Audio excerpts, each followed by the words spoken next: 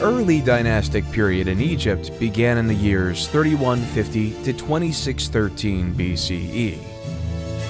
This marks the beginning of the country's historical era in which Upper Egypt, the south, and Lower Egypt to the north were unified as one country under centralized authority. During this time, the divine rule of the monarch started, and a distinct Egyptian culture emerged, including the development of writing, arts, and sciences. Menes, the first king of Egypt, was a ruler of Upper Egypt, presumably from Thinis or Hierakonpolis, who defeated the other city-states around him before conquering Lower Egypt around 3150 BCE. Narmer married the princess Neithotep of Nakata in an arrangement to enhance the links between the two towns. He undertook military operations in Lower Egypt to quell revolts and expand his territory into Canaan and Nubia.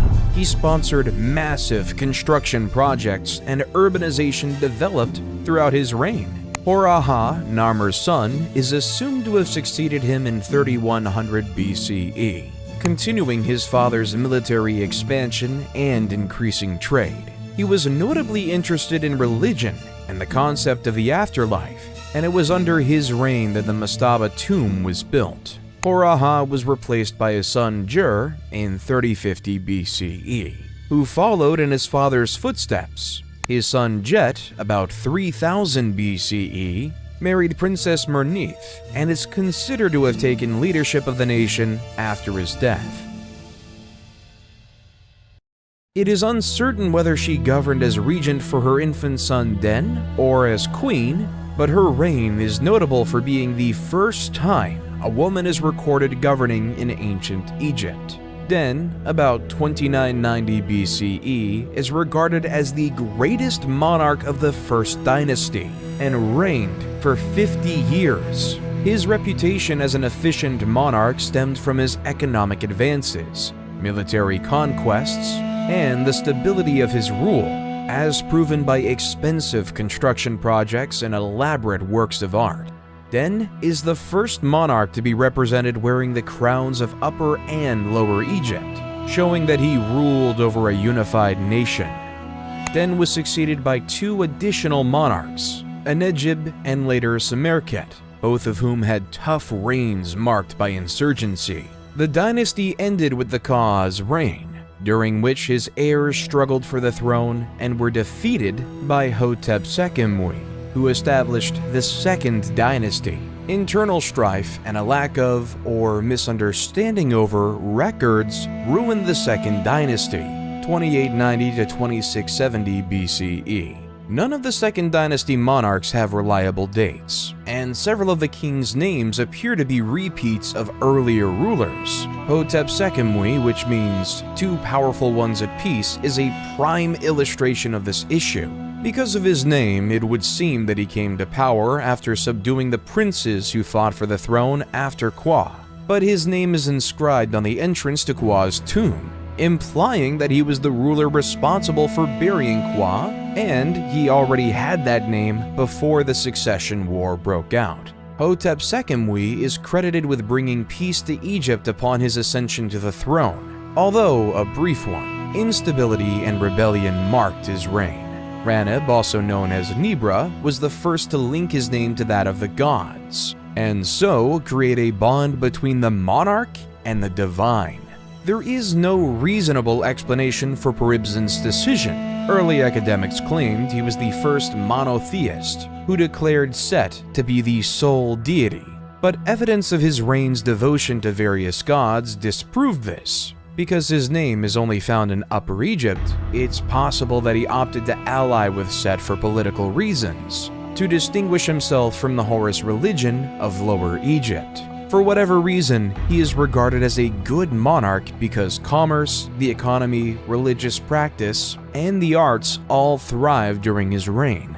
Peribsen was replaced by Kheskemui, probably his son, who continued his predecessor's construction projects and is believed to have brought Egypt's two regions back under central control, or at least reinforced unification. His most famous works include the statues at Hierakonpolis and Abydos, as well as his role as the father of Pharaoh Djoser.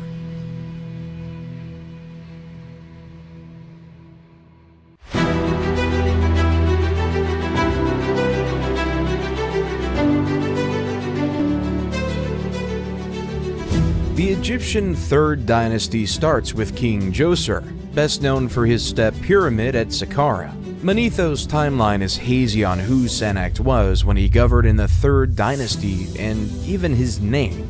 Sennacht's name is only known from the Abydos monarch list, the Turin Papyrus, and 2 reliefs discovered in the Mastaba tomb, number K2 at Beit Kalath. Djoser erected so many monuments that historians have long assumed his tenure extended at least 20 years. He started military campaigns to Sinai and kept Egyptian unity, resulting in the stability required for his construction projects and the growth of the arts. Djoser's step pyramid at Saqqara is Egypt's first recognized pyramid, which was designed by his architect and vizier, Imhotep.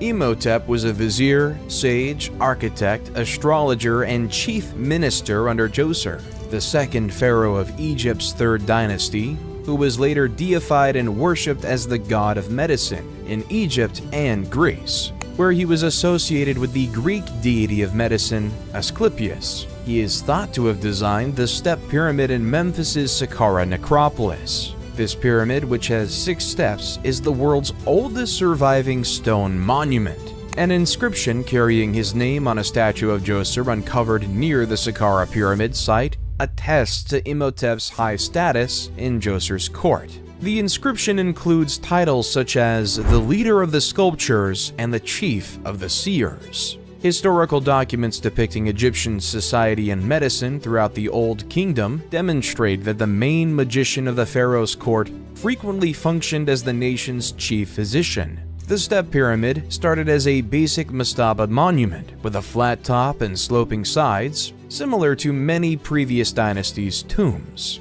The architect, Imhotep, on the other hand, had bigger plans for his king's eternal dwelling. The step pyramid is a succession of mastabas piled on top of each other, each step slightly smaller than the one beneath, to create a pyramid shape. Earlier mastabas were made of clay bricks, but the step pyramid was made of stone slabs with carved motifs of trees and reeds on them.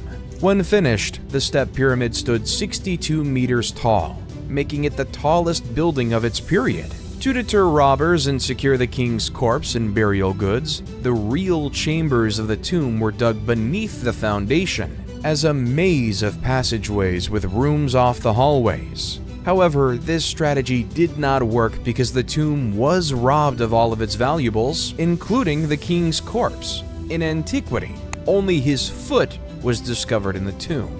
Nonetheless, the step pyramid's design and building epitomize the genius and vision of the Third Dynasty builders, who would later raise the buried pyramid and the layer pyramid, among many other structures and sanctuaries. These early visionaries established the foundations for the later true pyramids of the Fourth Dynasty, which have mesmerized and captivated people for millennia.